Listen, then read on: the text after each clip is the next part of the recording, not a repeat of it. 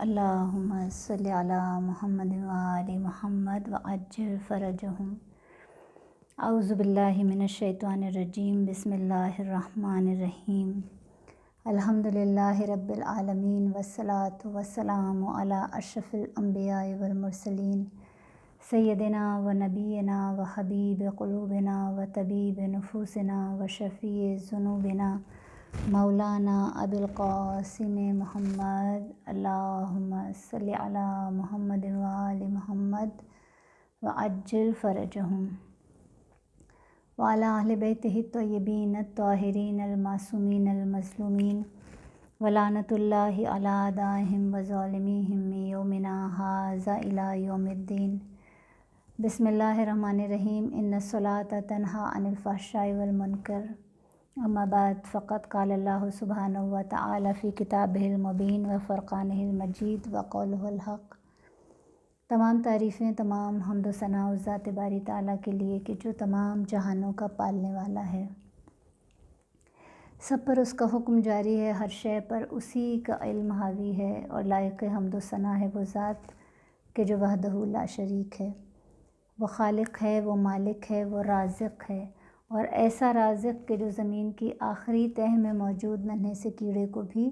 رزق پہنچا رہا ہے۔ اور ہمارا سلام ہو ان ذوات مقدسہ پر کہ جنہیں اللہ نے ہمارے لیے وسیلہ قرار دیا۔ اللہم صلی علی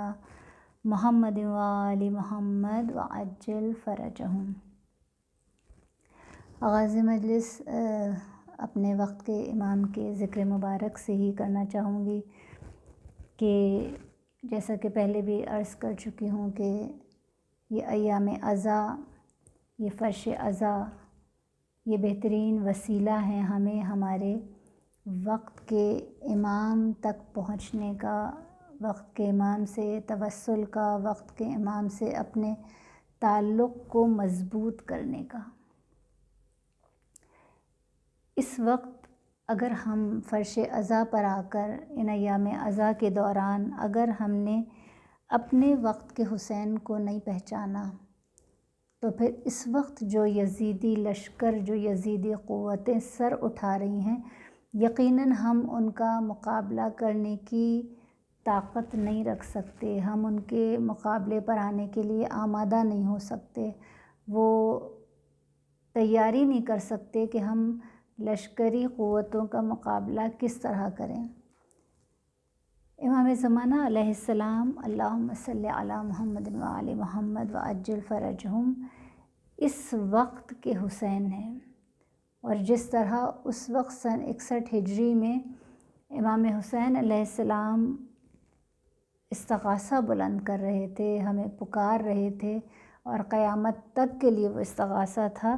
تو وہی استغاثہ اس وقت ہمارے وقت کے امام بلند کر رہے ہیں، ہمیں پکار رہے ہیں، ہمیں ان کی آواز پر لبیک کہنا ہے۔ اگر ہم نے ایسا نہ کیا تو یقیناً یہ ہمارے اپنے لیے ہلاکت ہے۔ امام کی معرفت حاصل کرنا، امام سے، اپنے وقت کے امام سے اپنے تعلق کو مضبوط کرنا، اس وقت کے مشکل کشا کو اپنی مشکلات کے لیے پکارنا اس لیے بہت ضروری ہو گیا ہے کہ اس وقت جتنا ہم دیکھتے ہیں کہ اس وقت ہر طرف ظلم ہے، ہر طرف ناانصافی ہے، ہر طرف بے حسی ہے، ہر شخص، ہر انسان بس اپنی فکر میں ہے، اپنے مستقبل سے خوف زدہ ہے، اپنے آپ کو جتنا فائدہ پہنچا سکتا ہے صرف اس کی نظر اس فائدے پر ہوتی ہے، لیکن دوسرا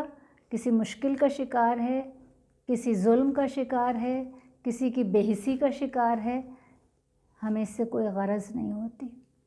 اور اس وقت جب کوئی ایک دوسرے کی مدد کے لیے، کوئی ایک دوسرے کی مشکل کو حل کرنے کے لیے تیار نہیں ہے، تو اس وقت سب سے زیادہ اس نجات دہندے کی، اس مشکل کشا کی ضرورت ہے کہ جو ہمارے وقت کا مشکل کشا ہے۔ عزاداران امام، امام زمانہ علیہ السلام کی معرفت حاصل کرنے کی کیا اہمیت ہے، اس کا اندازہ ہم اس حدیث مبارکہ سے لگا سکتے ہیں کہ جو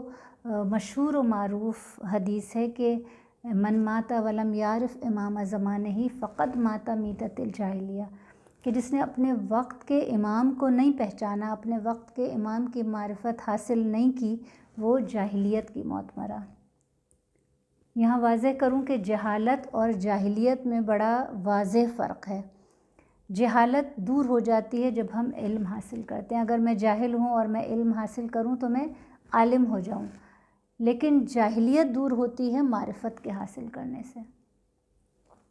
اسی لیے کہتے ہیں کہ عالم بننا آسان ہے لیکن عارف بننا مشکل ہے، یعنی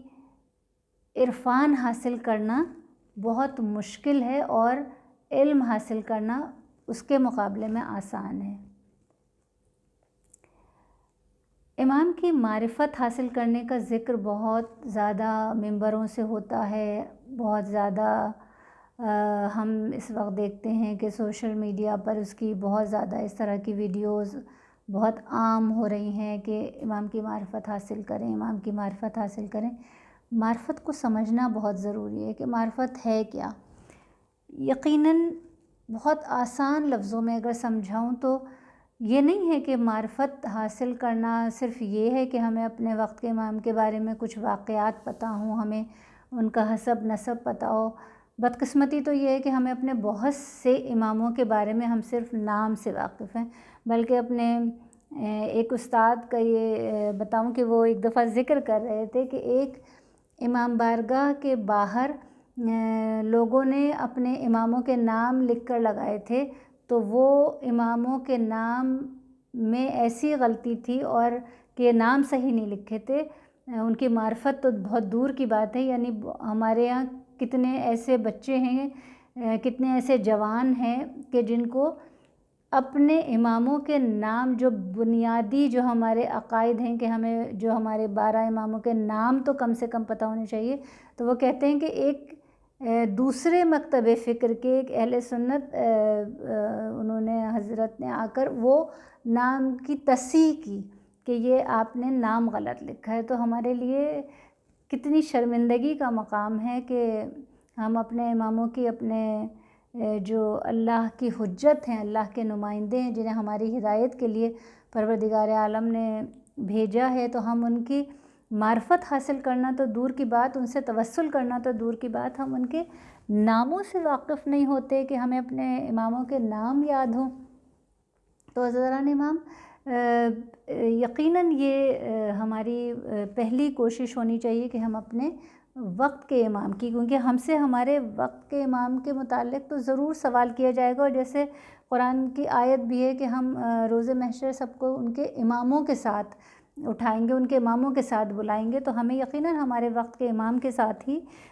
بلایا جائے گا۔ تو اپنے وقت کے امام کی معرفت حاصل کرنے کی اگر بات کروں تو معرفت کو بس اگر اس نقطے کو سمجھ لیں کہ آسان ترین معرفت، جو میں پہلے بھی شاید کسی پروگرام میں بھی بتا چکی ہوں اور مجالس میں تو بار بار اس کا ذکر کرتی ہوں کہ اصل میں معرفت یہ ہے کہ ہم امام کی پسند اور ناپسند سے آگاہ ہو جائیں، اور یہ سمجھ لیں کہ جتنی ہماری پسند امام کی پسند کے نزدیک ہے اتنی ہماری معرفت زیادہ ہے، اور جتنی ہماری پسند اور ناپسند امام کی پسند اور ناپسند سے دور ہے اتنی ہماری معرفت میں کمی ہے، اور ہمیں اپنی معرفت کو بلند کرنے کے لیے ہمیں یقیناً کام کرنے کی ضرورت ہے، اپنے اوپر فوکس کرنے کی ضرورت ہے۔ تو عزیزان امام، معرفت کو اگر ہم نے سمجھ لیا کہ معرفت ہے کیا، یعنی ہمارے نفسوں پر، ہمارے جان و مال پر امام ہم سے زیادہ حق تصرف رکھتے ہیں، کہ جس طرح غدیر خم میں جب مولا کائنات کی ولایت کا اعلان کیا گیا اور رسول خدا صلی اللہ علیہ وسلم نے یہ فرمایا کہ من کنت مولا فہذا علی مولا، کہ جس کا میں مولا اس کا یہ علی مولا، تو صرف فقط یہ نہیں کہا تھا کہ من کنت مولا فہذا علی مولا، بلکہ پہلے یہ کہا کہ جس طرح میں تمہارا مولا ہوں اس طرح اللہ میرا مولا ہے، اللہ مولایا، اللہ میرا مولا ہے، میں مومنین کا مولا ہوں، اور جس کا میں مولا ہوں اس کا یہ علی مولا ہے۔ تو بالکل اسی طرح کہ جس طرح اللہ ہم پر وہ حق رکھتا ہے، وہ تصرف رکھتا ہے، اسی طرح خدا کے رسول ہم پر حق تصرف رکھتے ہیں، اور پھر اسی طرح وہ امام ہم پر حق تصرف رکھتے ہیں۔ یہی ولایت ہے اور یہی معرفت ہے۔ ولایت کا مقصد ہی یہی ہے، اور ظاہر ہے کہ ہم بڑے خوش نصیب ہیں کہ ہمیں پروردگار عالم نے ان ہستیوں کی ولایت کی دولت عطا کی ہے۔ تو معرفت کا جب یہ مقصد یہی ہے کہ ہم ان کی پسند سے آگاہ ہو جائیں، ان کاموں کو انجام دیں جو انہیں پسند ہے، اور ان کاموں سے رک جائیں کہ جو ان کو ناپسند ہے۔ تو جب ان کی محبت اور ان کی پسند اور ناپسند ہماری محبت اور ناپسند اور پسند پر غالب آ جاتی ہے، تو پھر سمجھنا بہت آسان ہو جاتا ہے، ان سے توسل کرنا بہت آسان ہو جاتا ہے۔ میں مثال اس طرح آپ کو دوں کہ مجھے یقیناً مائیں سن رہی ہوں گی تو جن کے چھوٹے بچے ہیں، اب وہ مائیں جتنی تھکی ہوئی ہوں، جتنی بھی آج کل جیسے مجالس کا سلسلہ ہے، اور مجالس سے جب ہم پورے دن سے تھک کر آتے ہیں اور پھر گھر کے امور سر انجام دینے ہوتے ہیں، بچے چھوٹے ہوتے ہیں، تو یقیناً وہ مائیں جب بہت تھک کر چور ہو کر بستر پہ جاتی ہیں، لیکن اس وقت بچہ روتا ہے، اگر بچہ بھوکا ہوتا ہے، پیاسا ہوتا ہے، تو انہیں یاد نہیں رہتا کہ ہم کتنے تھکے ہوئے ہیں،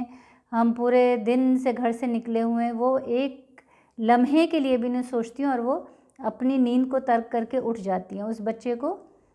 جو بھی اس کی حاجت ہوتی ہے وہ پورا کرتی ہیں نا، کیونکہ اس بچے کی محبت غالب ہے ان کی تھکن پر، ان کی اگر وہ بیمار ہیں تو ان کی بیماری پر، ہر احساس پر غالب ہے اس بچے کی محبت۔ تو اسی طرح جب امام کی محبت غالب ہو جاتی ہے تو پھر ہم کچھ بھی احساس نہیں کرتے کہ ہم تھکے ہوئے ہیں، ہم بیمار ہیں، یا ہم صبح ہمیں اٹھنے میں سستی کا احساس ہو رہا ہے فجر کی نماز کے لیے، کیونکہ جب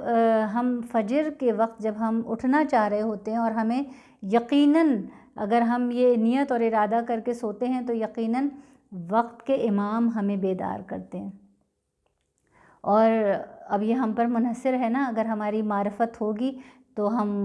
امام کی آواز پر لبیک کہتے ہوئے اٹھ جائیں گے اور نماز کو ادا کریں گے، اور اگر ہمیں معرفت نہیں ہوگی تو پھر ہم امام کی آواز کو میوٹ کر کے اور ہم پھر سو جائیں گے۔ تو بس یقیناً ہمارے اسی طرح ہر اس عمل پر جو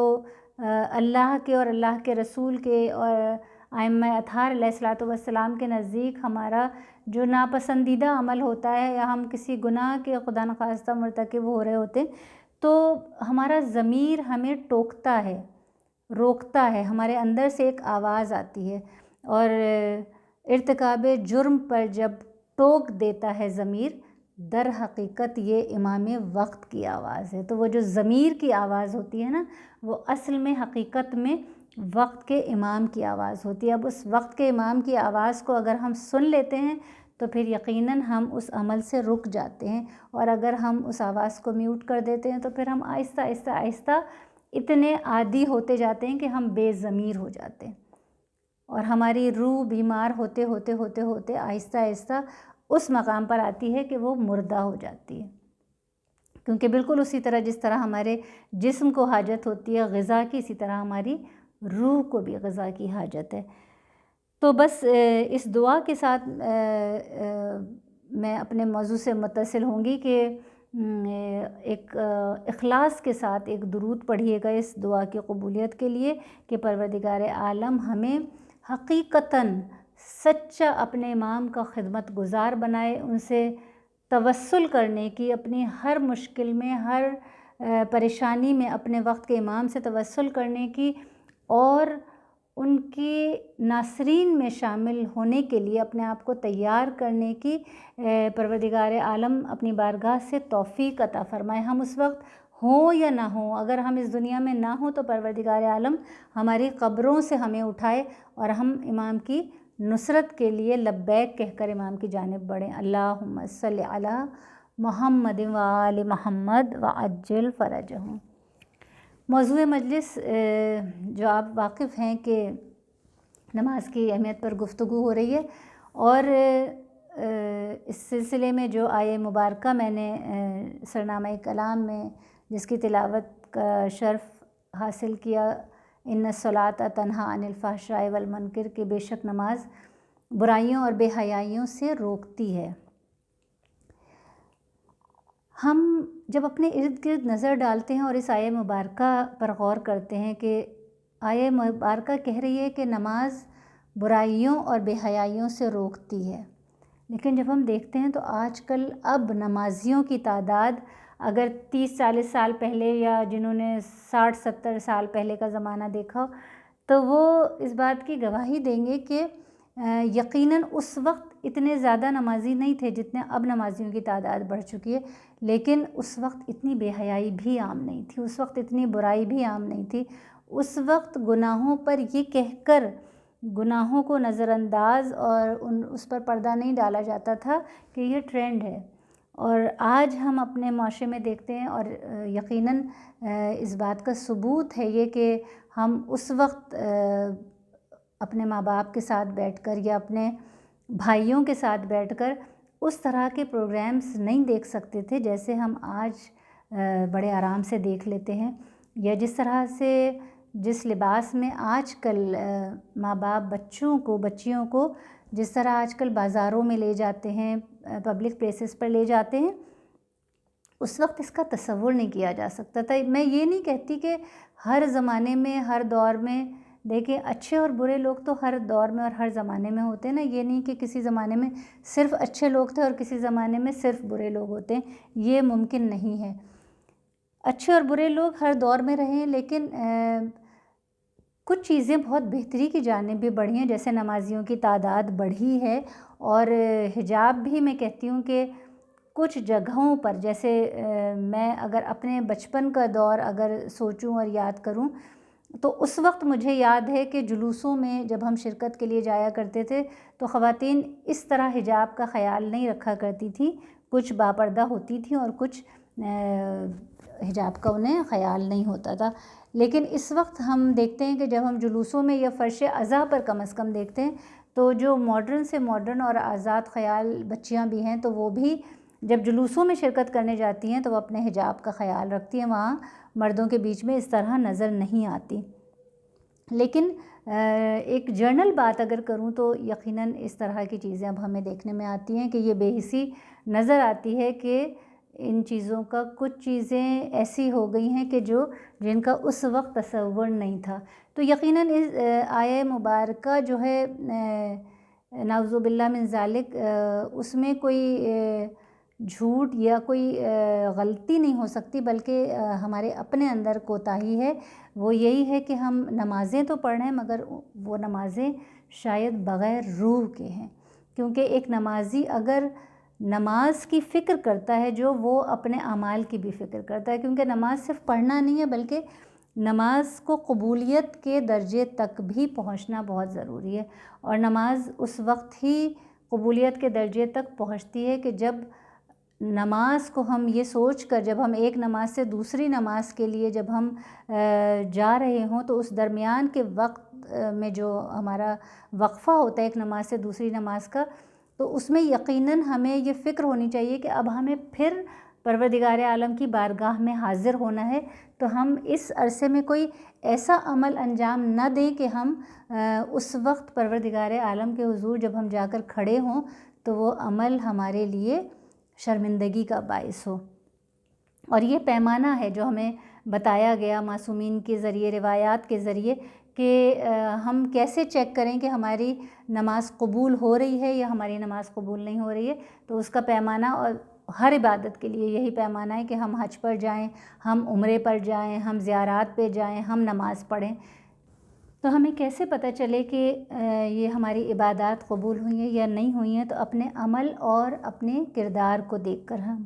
اس چیز کو جج کر سکتے ہیں کہ ہماری نماز قبول ہوئی ہے، ہماری زیارات قبول ہوئی ہیں یا نہیں ہوئی ہیں، کہ ہمیں کوئی تبدیلی آئی ہے، ہمارے نفس کے اندر کوئی بہتری آئی ہے، ہمارا نفس بلندی کی طرف پرواز کر رہا ہے یا پستی کی طرف جا رہا ہے۔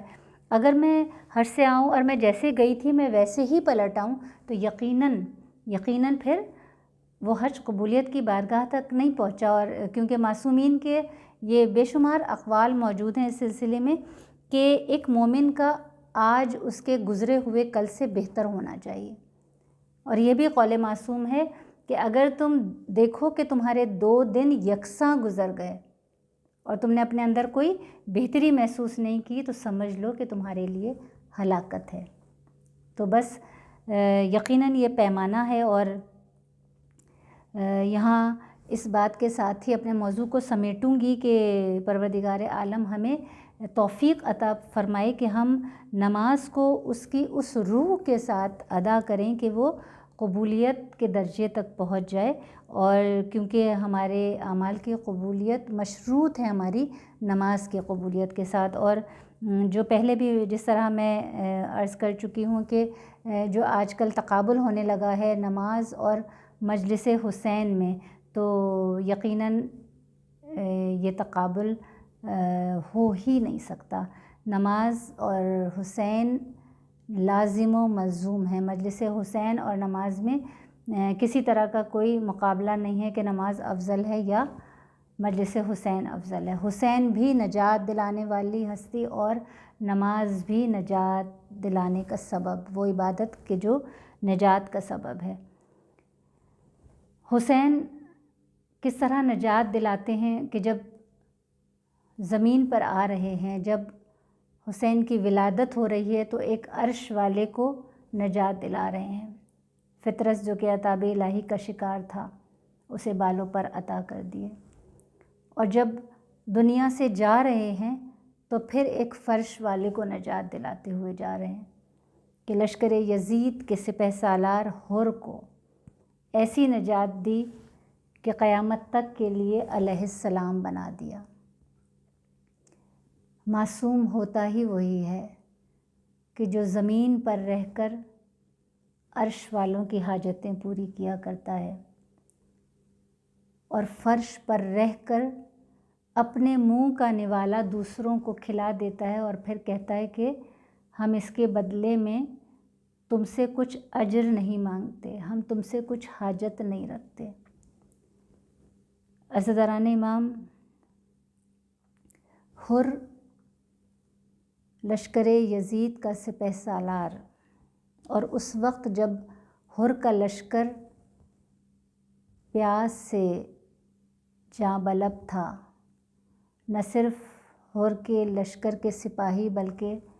حر کے لشکر کے جانور بھی پیاس سے تڑپ رہے تھے، اور اس وقت حسین نے اپنی مشکوں کے دہانے کھول دیے تھے۔ عباس کو حکم دیا تھا کہ عباس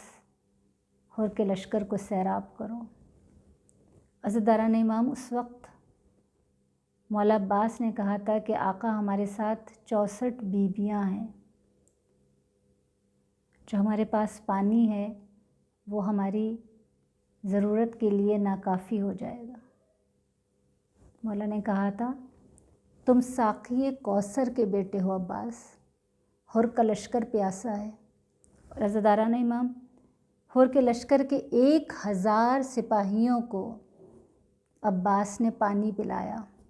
اور اس کے بعد حر کے لشکر میں جتنے جانور تھے ان سب جانوروں کو سیراب کیا، اور پھر آ کر آقا حسین سے کہا کہ ابھی پانی تھوڑا بچا ہے۔ تب میرے مولا نے کیا کہا تھا؟ میرے مولا نے کہا تھا کہ حر کے لشکر میں جو جانور ہیں جو ان کے سموں پر پانی ڈالو، اس لیے کہ وہ بے زبان جانور ہیں، اور ان کے سم گرمی کی شدت اتنی تھی کہ وہ تپ رہے تھے۔ لیکن مقتل کی کسی کتاب میں یہ جملہ نہیں ملتا کہ جب حسین نے اس وقت حر کو پکار کے یہ کہا ہو کہ حر میں نے تمہیں پانی پلایا تھا، آج میرے بچے پیاسے ہیں، میں نے تمہارے لشکر کے جانوروں کو پانی پلایا تھا، اور آج میرے بچے پیاسے ہیں، جبکہ ہر خیمے سے العطش العطش کی آواز بلند ہو رہی تھی۔ حر کو حسین نے تلوار سے نہیں بلایا، کردار سے بلایا۔ پانی اس وقت پلایا تھا، نتیجہ شب عاشور آیا۔ حر جب وضو کر رہا ہے تو ایک اس کو آواز آتی ہے خیمے کی پشت سے کہ اے حر، میرے بچے پیاسے ہیں، تو زمین پر پانی بہا رہا ہے۔ ایک مرتبہ سمجھتا ہے کہ شاید میرا وہم ہے۔ عزیزان امام، پھر وضو کرنے لگتا ہے. ایک مرتبہ پھر آواز آتی ہے کہ اے حر میرے بچے نے تیرا کیا بگاڑا تھا. تب اسے احساس ہوتا ہے کہ یہ حسین کی ماں کی آواز ہے. عزاداران امام، بس فاطمہ کی اس آواز نے حر کو حر بنا دیا.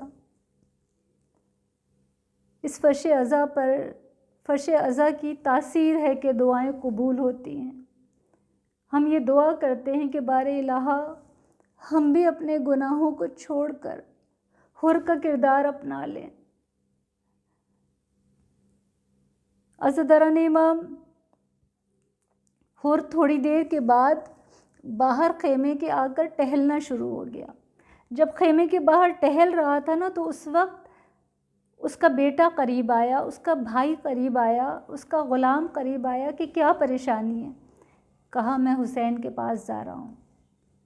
مجھے حسین بلا رہے ہیں. عزاداران امام، حر کا بیٹا کہتا ہے کہ میں بھی ساتھ چلوں گا. کہا نہیں، تم ساتھ نہیں جاؤ، تم اپنی ماں کے پاس جاؤ. کہا کیا میں علی اکبر پر قربان ہونے کے قابل نہیں ہوں؟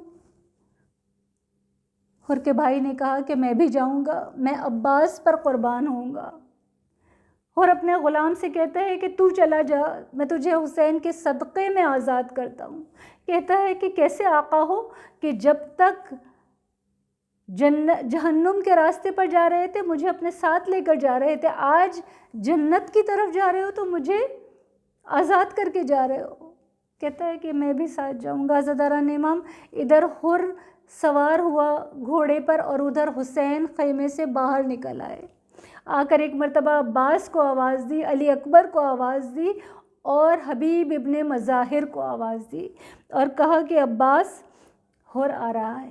عباس اس کا بھائی بھی ساتھ ہے، تم میرے بھائی ہو، تم آگے بڑھ کر اس کے بھائی کا استقبال کرنا. پھر علی اکبر کو آواز دی، علی اکبر تم میرے بیٹے ہو، تم آگے بڑھ کر اس کے بیٹے کا استقبال کرنا. پھر حبیب ابن مظاہر سے کہا کہ تم میرے بچپن کے دوست ہو حبیب، تم آگے بڑھ کر حر کا استقبال کرنا. اور پھر ایک مرتبہ میرا آقا کہتا ہے کہ اس کا غلام ساتھ آ رہا ہے، میں حسین آگے بڑھ کر اس کے غلام کا استقبال کروں گا. عزاداران امام، جب حر وہاں پہنچا ہے نا، دونوں ہاتھوں کو رومال سے باندھا ہوا تھا اور سر کو جھکائے ہوئے آگے بڑھ رہا تھا اور حسین کے قدموں میں آ کر سر رکھ دیا اور کہا کیا میری خطا معاف ہو سکتی ہے آقا؟ مجھے آپ کی ماں فاطمہ نے بھیجا ہے. حسین نے حر کو اٹھایا، گلے سے لگا لیا. عزاداران امام، ادھر حسین نے حر کو گلے سے لگایا، ادھر خیمے کا پردہ ہٹا، فضا کی آواز آئی، اے حر تجھے فاطمہ کی بیٹی نے بلایا ہے. ارے حر، فاطمہ زینب کے خیمے کی چوکھٹ کو بوسہ دیتا ہے تو زینب کی آواز آتی ہے، اے حر آج تو آیا ہے کہ جب ہم تیری مہمانی نہیں کر سکتے. بڑی غربت کا عالم ہے حر، مگر ہم کسی کا احسان بھولتے نہیں. اے حر، زینب وعدہ کرتی ہے اگر آسمان نے رونے کی مہلت دی، ارے اپنے بھائی کے لاشے پر رونے سے پہلے زینب تیرے لاشے پر روئے گی. لعنت اللہ علی القوم الظالمین.